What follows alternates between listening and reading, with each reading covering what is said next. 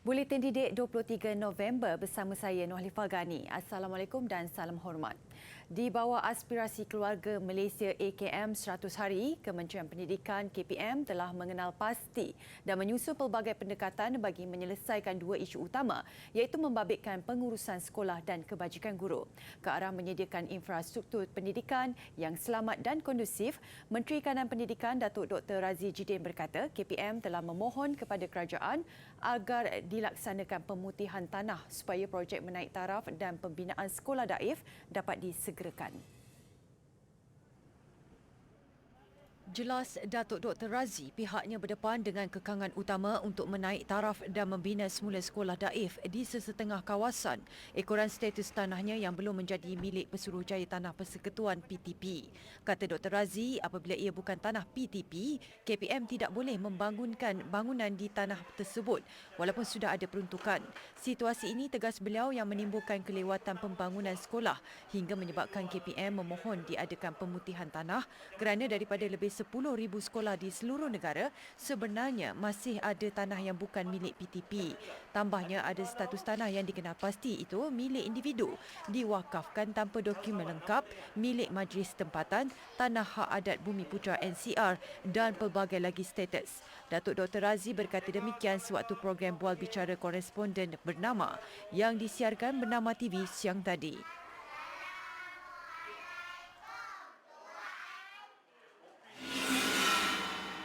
Dalam pada itu, KPM juga tegas Datuk Dr. Razi telah menambah baik urusan pertukaran guru dengan mengguna pakai sistem EG Tukar di mana membenarkan permohonan dibuat secara berterusan berbanding hanya 2 kali setahun sebelum ini. Menerusi sistem berkenaan, katanya pertukaran akan dilakukan berasaskan pada kekosongan di negeri-negeri lain dan bukan hanya tertumpu di negeri yang dipohon. Sementara itu, dalam konteks pengambilan untuk mengisi lebih 18,000 kekosongan jawatan guru, Dr. Razi berkata peluang itu turut ditawarkan kepada graduan di luar bidang pendidikan. Walau bagaimanapun, beliau menambah setiap graduan yang dipilih perlu menjalani latihan tertentu yang disediakan KPM bagi memastikan mereka kompeten untuk mengajar subjek yang ditugaskan. Justru pengambilan kali ini, individu terbabit akan diberi lantikan secara kontrak perkhidmatan dan latihan sebagai pendekatan untuk menutup jurang kekosongan yang ada. Dalam perkembangan lain, KPM menolak dakwaan pihaknya ada mengeluarkan jadual berkaitan hukuman tindakan disiplin yang dilarang dilakukan kepada murid. Seperti mana yang tular di media sosial apabila sebuah portal mengeluarkan artikel bertajuk Unit Disiplin KPM, bentuk-bentuk hukuman yang dilarang.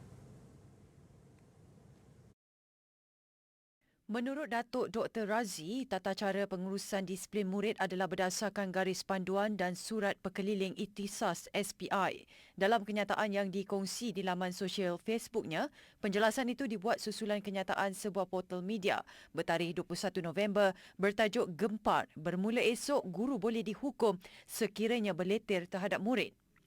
Jelasnya tata cara pengurusan disiplin yang dikeluarkan KPM termasuk tata cara mengenakan tindakan dan hukuman terhadap pelajar-pelajar sekolah.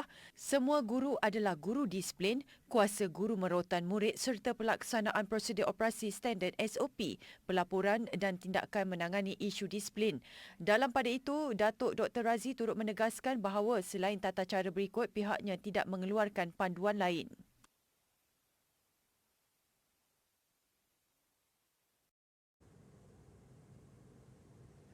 Bagi meningkatkan keyakinan untuk menguasai bahasa Inggeris, Sekolah Kebangsaan Seberang Ramai Kuala Perlis mengembalikan semula nostalgia sahabat pena antarabangsa. Bukan sahaja mendorong muridnya menulis dan berkomunikasi dalam bahasa Inggeris, malah ia juga menjadi platform pertukaran budaya dua negara. Program Sahabat Pena Antarabangsa diadakan dengan kerjasama Sekolah Morrisville, New Zealand. Program ini diadakan sempena acara pendidikan T4 World Education Week 2021 dengan objektif meningkatkan kemahiran membaca, menulis, bertutur dan mendengar dalam bahasa Inggeris di kalangan pelajar. Sejak program ini diperkenalkan, murid-murid dilihat semakin matang berkomunikasi dan berfikiran lebih terbuka dalam aspek pelajaran. Saya nampak diorang lebih matang lah. Diorang macam mana diorang tahu dah macam mana nak prepare benda ni dari okey Miss Naj, diorang dah tahu nak cari kita, bukan kita cari diorang. Dari segi diorang buat dulu, okey tak Miss Nash? Kita bagi guideline, you buat macam ni, but saya nak tengok benda tu sebelum apa-apa, saya nak tengok your script. Dan masa yang sama saya nak tengok you prepare benda tu. Program berkenaan melibatkan pelajar dari tahun 2 hingga 6 sekolah berkenaan. Sejak bermula pada tahun lepas, mereka sudah beberapa kali berutus surat dan postcard, namun pada tahun ini mereka menggunakan platform atas talian untuk berkomunikasi. Preparation, macam mana awak buat? Apa awak buat? Ayat-ayat tentang sekolah, negara, negeri. Apa yang awak buat? Preparation, persediaan awak, macam mana awak buat? Macam saya cuba macam sembang dekat cermin dulu. Saya dapat belajar tentang diorang punya negara, diorang punya traditional food dan tradisi diorang. Terus lebihnya pesan negara diorang lah, dan boleh mengembangkan lagi knowledge. Saya dapat rasakan saya makin boleh cakap bahasa Inggeris. Walaupun tu bahasa second saya rasa macam bolehlah kalau nak suruh travel pergi luar tu bolehlah survive. Melihat pada keberhasilannya, Guru Besar Zubir Ghazali berkata pihak sekolah merancang untuk memperluaskan program Sahabat Bina itu ke beberapa negara lain seperti Afrika, Amerika Syarikat dan Bangladesh. Kita akan memilih beberapa orang murid untuk sama-sama join dengan pelajar-pelajar dari negara berkenaan untuk bertukar-tukar pandangan, bercerita tentang negara masing-masing lah, dari segi budaya, dari segi latar belakang. Jelasnya lagi, SK Seberang Ramai menjadi sekolah pertama di negeri Perlis yang menganjurkan program seumpamanya.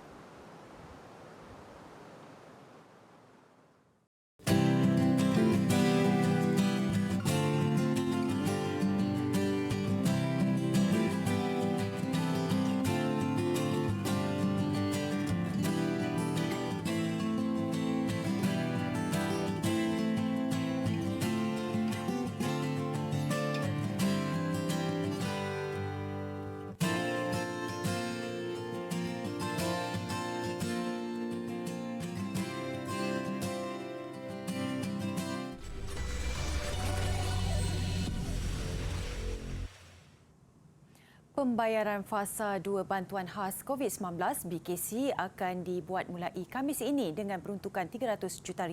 Bayaran kedua berkenaan membabitkan 700,000 penerima isi rumah, individu bujang dan warga emas yang tergolong dalam kategori miskin.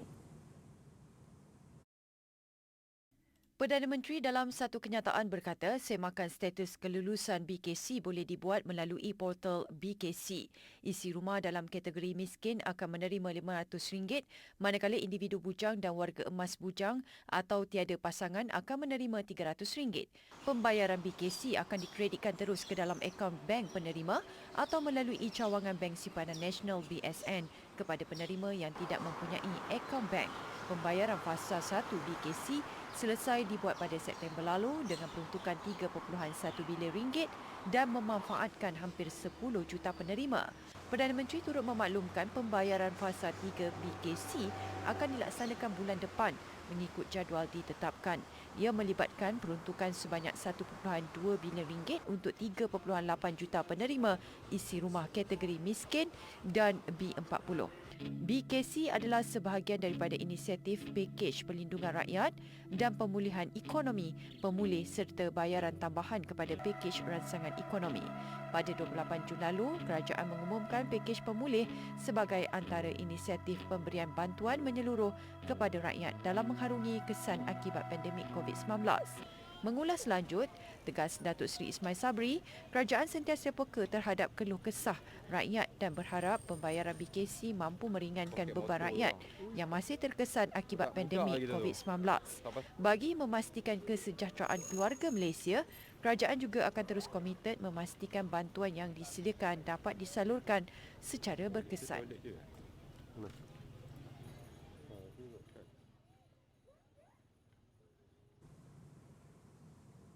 Bagi menyelahkan potensi diri murid-murid berkeperluan khas MBK kefungsian rendah, seorang guru pendidikan khas Dr. Shalati Arumugam mengambil inisiatif memulakan program pedagogi keusahawanan. Melalui program ini, MBK diterapkan dengan kemahiran dan semangat keusahawanan yang turut membantu mereka menjana pendapatan sendiri. Dear audience, Projek ini mula diusahakan Dr. Shiliati dalam program pendidikan khas SMK Datuk Haji Abdul Wahab pada September 2009. Seramai 25 orang murid terlibat menerusi 3 projek khas diperkenalkan secara berperingkat. kelebihan pedagogi keusahawanan ini adalah menggabungkan elemen-elemen keusahawanan dengan satu kerangka konsepsional yang dikenali sebagai Venture Creation Approach.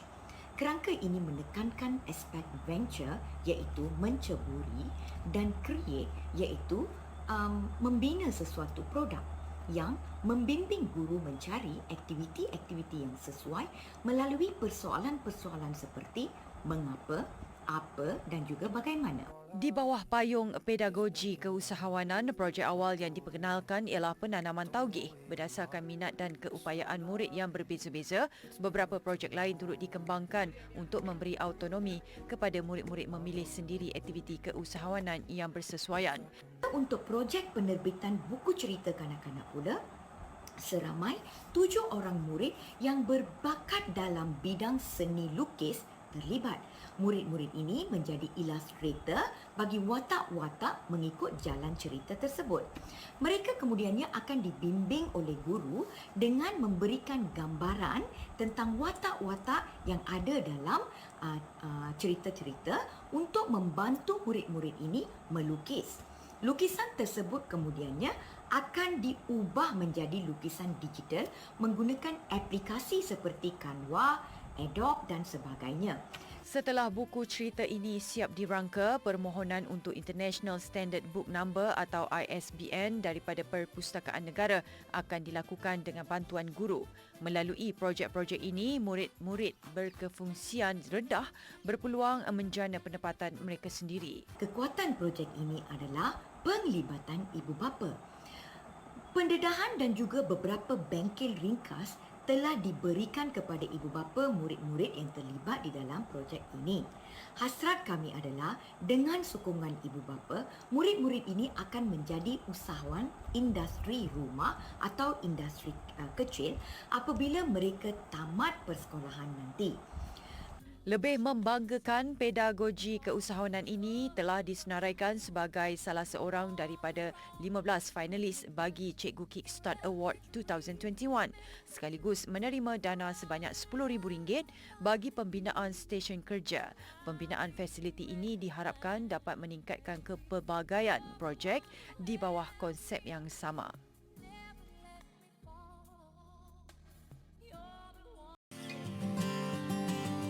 Pokok karas menghasilkan gaharu yang boleh diproses menjadi minyak wangi. Daun gaharu boleh dijadikan produk teh hijau yang menjadi kegemaran ramai kerana mempunyai aroma yang menyegarkan selain khasiatnya untuk kesihatan. Gaharu iaitu damar atau resin beraroma yang terhasil daripada pokok karas atau Aqualaria dari keluarga Timalaceae amat bernilai tinggi melebihi harga emas. Kualiti atau grade gaharu ladang bergantung kepada tempoh berapa lama gaharu dihasilkan di pokok. Harga kayu gaharu yang berkualiti di pasaran antarabangsa mampu mencecah harga hampir RM42,000 sekilogram. Proses gaharu terbentuk berikutan tindak balas pokok karas ke atas serangan fungus atau bakteria terhadap luka, retakan atau jangkitan penyakit. Pokok yang diserang itu kemudian melembeskan resin bagi melindungi bahagian cedera sama ada pada akar, batang atau dahan. Lama-kelamaan menjadi keras seperti kayu yang dinamakan gaharu atau dikenali sebagai agarwood, aloeswood atau eagleswood. Sebatang pokok mampu menghasilkan antara 1 hingga 2 kilogram gaharu bergantung kepada keadaan dan saiz pokok. Proses menuai dilakukan dengan memotong pokok dengan meninggalkan batang pokok sekurang-kurangnya 1 kaki supaya ia dapat tumbuh semula.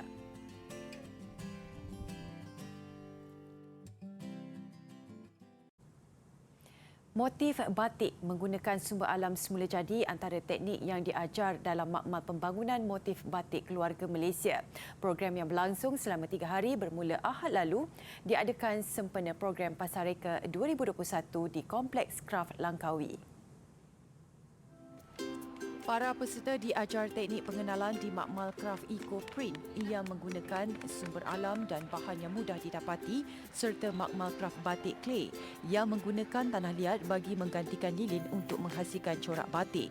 Peserta yang terlibat adalah seramai lebih kurang 35 orang. Okey, di dalam program ni kita ada menganjurkan teknik kreatif menggunakan bahan-bahan alam semula jadi yang terdapat di kawasan ni lah. Terutamanya tumbuhan lah. Berunsurkan daun dan juga bunga. Tapi pada hari ini kita buat untuk daun saja dahulu. Yang terdapat di kompleks kita cari dan kita buat. Teknik ni kita apply ke atas t-shirt dan juga tote bag. Produk itu mendapat permintaan daripada pelancong yang mahukan cenderung hati menggunakan bahan mesra alam. Benda ni kita boleh komersialkan di peringkat kebangsaan di Malaysia. Kerana antara dia punya kualiti boleh dikatakan amat baguslah. Sebab ramai sekarang orang lebih kepada ekosistem ya. Iaitu lebih kepada menginginkan benda yang semula jadi. Dan elak daripada benda-benda yang kemikal lah. Sebab kita dapat ilmu, lepas tu lagi satu boleh buat kat rumah, lepas tu jual dekat adik-adik, jual kat kawan-kawan, jual online. Itu je lah. Kira boleh mendapat pendapatan Boleh. Uniknya sebab dia tak potong tangan, mudah, cari-cari daun kat luar je. Lepas tu, bila kita nak pemati warna pun pakai barang-barang yang memang kita kata ada di rumah lah. Macam kapur makan, betul semua. Tawar, kira mudah lah. Selain penduduk tempatan, makmal ini turut menerima penyertaan dari luar Langkawi. Pasareka 2021 dianjurkan buat kali ketiga menghimpunkan aktiviti industri reka bentuk yang merangkumi pameran dan jualan produk baru. Seorang guru yang kehilangan kedua tangan dan kakinya akibat jangkitan kuman kini dilaporkan kembali mengajar di International School of London. Daily Mail melaporkan Kath Tregenna digelar sebagai wanita bionik dalam kalangan murid-muridnya yang terbuka menerimanya keadaannya. Wanita berusia 47 tahun ini menerima alat bantuan sokongan bionik, membolehkannya menggunakan tangan dan kaki palsu untuk berjalan seperti individu lain. Dia menggunakan tangan prostetik Hero Arms dilengkapi sensor yang mampu mengesan isyarat otot kecil dan mengubahnya menjadi pergerakan. Mempunyai cahaya mata berusia 12 dan 8 tahun, Tregenna melakukan semua aktivitinya daripada memandu sendiri ke sekolah sehingga menulis di papan putih dan mengajar matematik dengan cara paling menyeronokkan. Ternyata Tregenna memiliki semangat luar biasa, apatah lagi selepas kehilangan 4 anggota badan. Pada akhir November 2019, Tregenna mengalami demam dan kesihatannya merosot apabila sepsis menjejaskan badannya. Dia mengalami kira-kira 11 serangan jantung dan kegagalan pelbagai organ, menyebabkan doktor terpaksa memotong kedua-dua kaki dan tangannya bagi mengelakkan jangkitan itu terus merebak.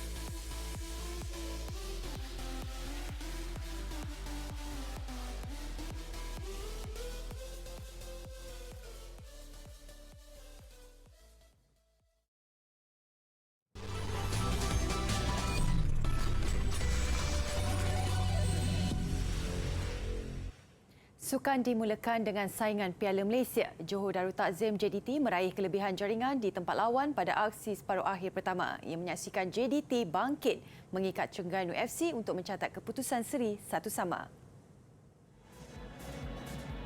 Lebih 40,000 penyokong membanjiri Stadium Sultan Mizan Zainal Abidin di Gong Badak bagi pertemuan Terengganu FC dan Johor Darul Takzim JDT. Seawal minit ke-8, sorakan gemuruh penyokong bergema sebaik Jordan Minta menanduk masuk gol pembukaan tuan rumah. 1-0 tamat separuh masa, JDT kembali memperkemaskan permainan dan berjaya menyamakan kedudukan pada minit ke-50 menerusi sentuhan Baxter da Silva. Terengganu FC dan JDT kemudian buntu untuk menggandakan jaringan dengan keputusan seri 1-1 kekal sehingga whistle penamat. Kedua-dua pasukan akan kembali bertarung pada Jumaat ini dengan JDT yang memiliki kelebihan jaringan tempat lawan beraksi di laman sendiri.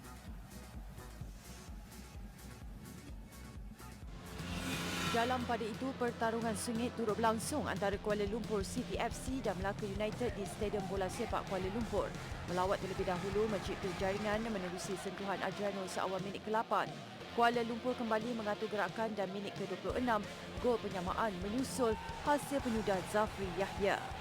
1-1 tamat 45 minit pertama, kedua-dua pasukan terus saling mengasak untuk memburu gol tambahan.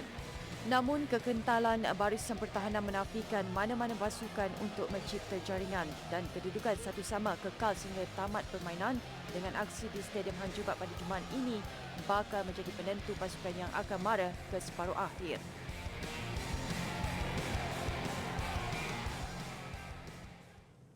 Liga Bola Sepak Malaysia MFL mengumumkan harga tiket perlawanan akhir Piala Malaysia yang bakal berlangsung di Stadium Nasional Bukit Jalil pada 30 November ini. Ketua Pegawai Eksekutif MFL Stuart Ramalingam berkata senarai harga tiket perlawanan akhir Piala Malaysia 2021 mengikut 4 tier. Ia bermula dengan General Admission yang berharga RM50 dan RM70, Premium General Admission RM80 serta Premium Grandstand RM150.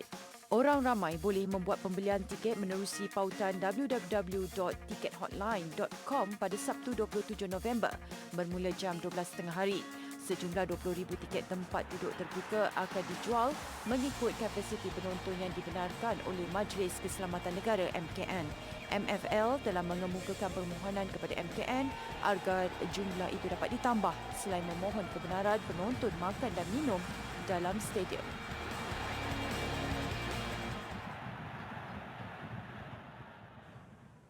Rekaan pistol mainan Nerf gun terbesar di dunia mengakhiri buletin didik malam ini. Saya Nur Halifah Ghani. Salam hormat dan Assalamualaikum.